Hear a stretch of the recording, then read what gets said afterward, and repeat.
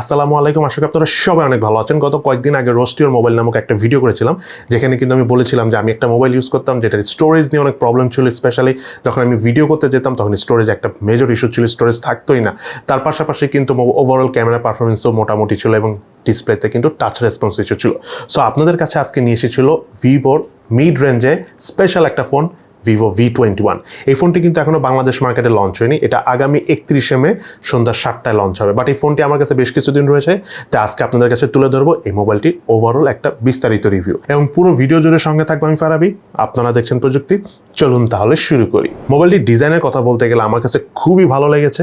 যারা ফটোগ্রাফি লাভার রয়েছেন, অর্থাৎ ফটোগ্রাফি করতে যারা ভালোবাসেন, তাদের কাছে এই ডিজাইনটা অনেক ভালো লাগবে। আমার হাতে থাকে এই মোবাইলটির কালার ভেরিয়েন্টের নাম হলো সানসেট ডেজেল, বাট এই মোবাইলটির আরেকটি কালার ভেরিয়েন্ট রয়েছে, সেটার নাম হলো ডাস্ট ব্লু।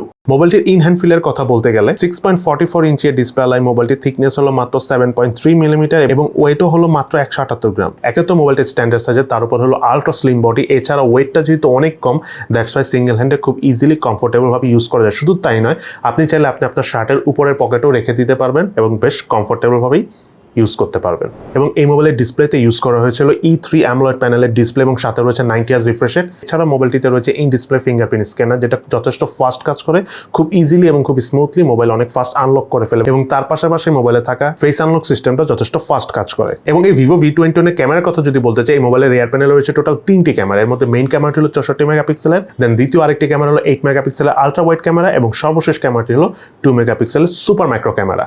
এবং ক্যামেরা দিয়ে তোলার ছবি পারফরমেন্সের কথা যদি বলতে চাই, 64 মেগাপিক্সেল এবং 8 মেগাপিক্সেলের ক্যামেরা দিয়ে তোলার ছবি আমার কাছে খুবই ভালো লেগেছে। Colour tone close two natural ছিল, ডাইনামিক রেঞ্জও খুব ভালো পেয়েছি, সেই সাথে এজ ডিটেকশনও ওভারঅল ভালো করতে পেরেছে। তার পাশাপাশি আপনি যদি সুপার ম্যাক্রো সেন্সরের ক্যামেরা বলেন, সেটার পারফরমেন্স আমরা ওভারঅল ভালো পেয়েছি, খুব সহজেই ফোকাস করতে পারছিল এই ক্যামেরাটি। এছাড়াও ভিভো V21 এর সবচেয়ে ইন্টারেস্টিং বিষয় হলো এই মোবাইলটির ফ্রন্ট ফেসিং ক্যামেরা। এতে রয়েছে 44 মেগাপিক্সেলের ক্যামেরা এবং তার পাশাপাশি রয়েছে স্পেশাল ডুয়েল স্পটলাইট। এবং এই ডুয়েল স্পটলাইট থাকার কারণে আপনি অন্ধকারও বেশ ভালো এবং সুন্দর ছবি তুলতে পারবেন। মোবাইলের রিয়ার প্যানেলের মেইন ক্যামেরা দিয়ে 4K 60 ফ্রেম পার সেকেন্ডে ভিডিও শুট করা যায় এবং ফ্রন্ট ক্যামেরা দিয়েও 4K 30 ফ্রেম পার সেকেন্ডে ভিডিও শুট করা যায়। এবার আমার মোবাইলের পারফরমেন্সের কথা যদি বলতে চাই, এতে রয়েছিল মিডিয়াটেক ডাইমেনসিটি 800U প্রসেসর। এটার আন্তর্জাতিক স্কোর পেয়েছি আমরা 3,90,497 এবং বেঞ্চমার্ক স্কোর সিঙ্গেল করে পেয়েছি 590 এবং মাল্টি করে পেয়েছি 1710। এই মোবাইলটির র্যাম হলো 8GB, বাট 3GB আরও এক্সট্রা ইউজ করার অপশন রয়েছে, অর্থাৎ আপনার যদি মোবাইলের স্পেস মোটামুটি খালি থাকে তাহলে এক্সট্রা 3GBও এই মোবাইলটা ইউজ করতে পারবে, অর্থাৎ টোটাল 11GB র্যাম রয়েছে এই মোবাইলটিতে। এবং তার পাশাপাশি এই মোবাইলটির স্টোরেজ হলো 128GB। মোবাইলটি গেমিং পারফরমেন্সের কথা বলতে গেলে পাবজি এবং call of duty type games বেশ কমফোর্টেবল ভাবেই মিড রেঞ্জের গ্রাফিক সেটিংয়ে আপনি খেলতে পারবেন।